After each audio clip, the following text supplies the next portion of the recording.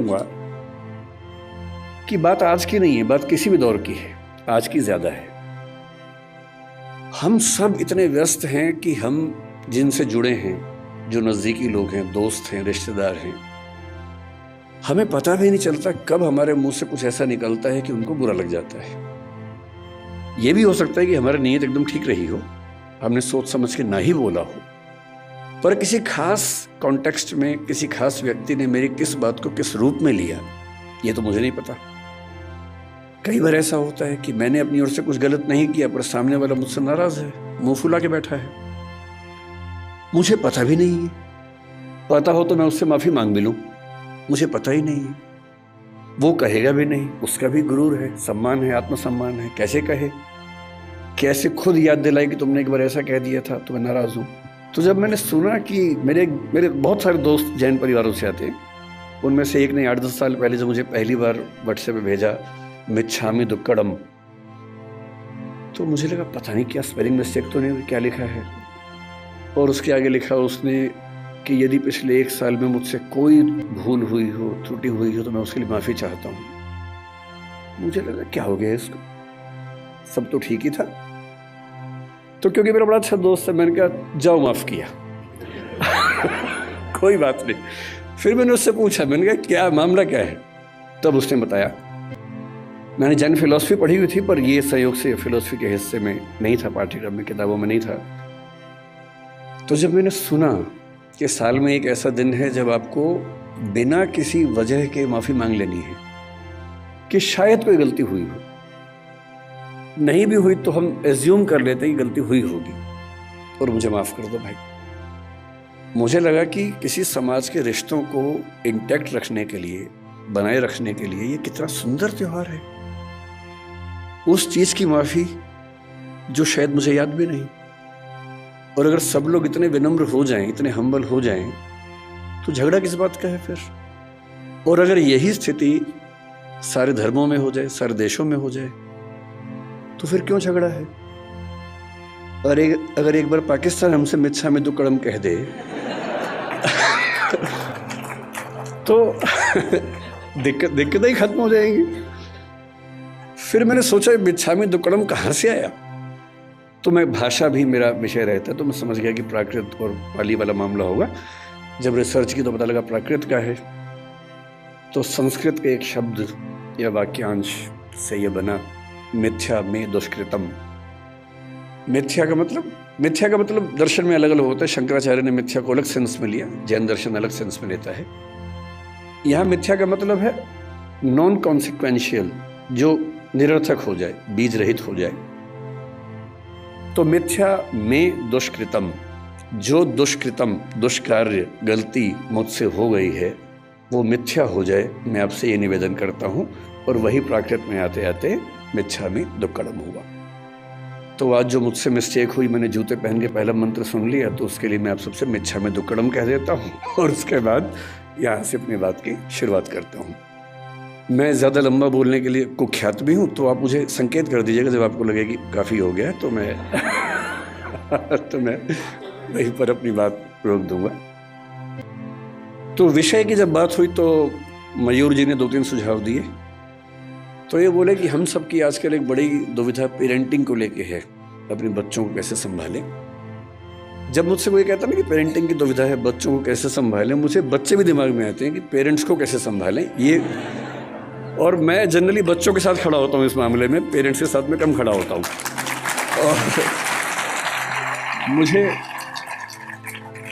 मुझे सच में लगता है कि ज़्यादा सीखने की ज़रूरत पेरेंट्स को है, न कि बच्चों को है। और अभी कोटा में जितनी दुर्घटनाएं हुई, तो वहाँ के एक वरिष्ठ अधिकारी हैं राजस्थान सरकार के, जो कोटा में टीएम भी रह चुके हैं।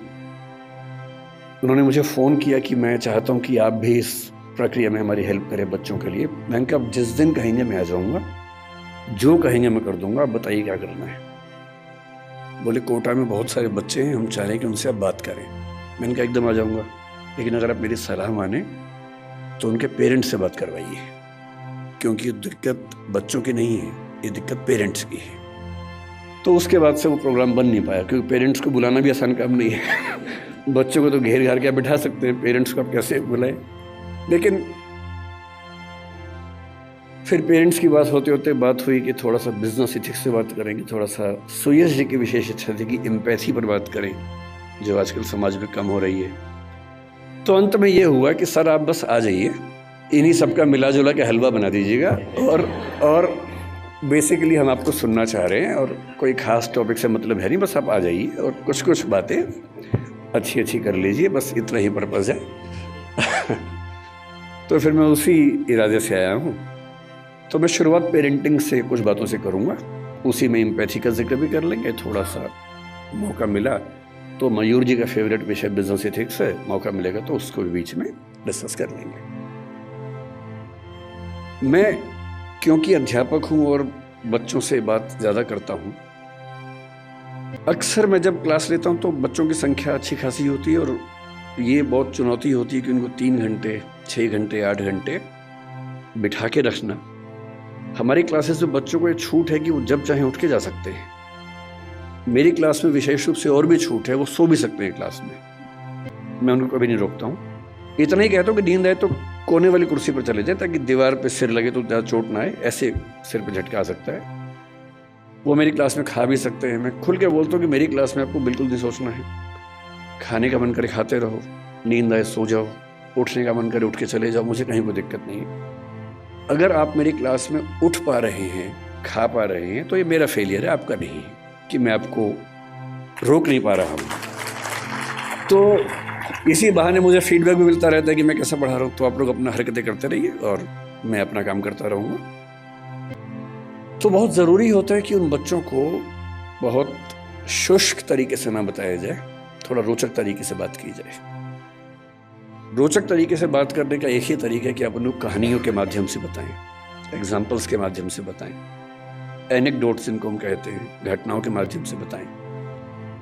और जैसे ही हम घटनाएं सुनते हैं, कहानियां सुनते हैं अपने आसपास की, तो हमें किसी चीज़ का महत्व और कॉन्सेप्ट दोनों समझ में आते हैं।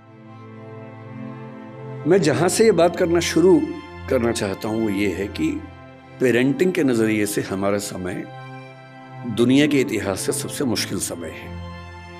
पेरेंटिंग हमेशा मुश्किल रही है।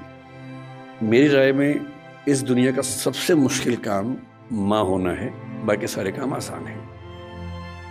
माँ बन के अपने बच्चे को पालना इतना मुश्किल काम है। मतलब बाप लोग जाते हैं, बिजनेस करते हैं, पैसा कमाते हैं, सब कुछ करते हैं, बड़ी बात है, वो भी छोटी बात तो नहीं है। लेकिन उससे ज़्यादा मुश्किल है एक छोटे बच्चे के साथ 24 घंटे गुजारना, बिना क्रोधित हुए गुजारना, उसकी हर तरह की जिद, हर तरह की छटपटाहट, बेचैनी को झेलते हुए गुजारना, अपने जो करियर हो सकता था उसको दांव पे लगा के उसकी ज़िंदगी को संवारना। एक छोटा बच्चा एक स्टार्टअप जैसा होता है, क्योंकि जैन समुदाय है इसलिए मैं ऐसी भाषा ज़्यादा बोल रहा हूँ। एक स्टार्टअप जैसा है। आप उससे 15, 17, 18 साल इन्वेस्ट करेंगे, बहुत सारी पूंजी खर्च करेंगे, समय खर्च करेंगे, तो जाके उसकी वैल्यूएशन बनती है। और नहीं तो जैसे स्टार्टअप्स फेल होते हैं 1000 में से एक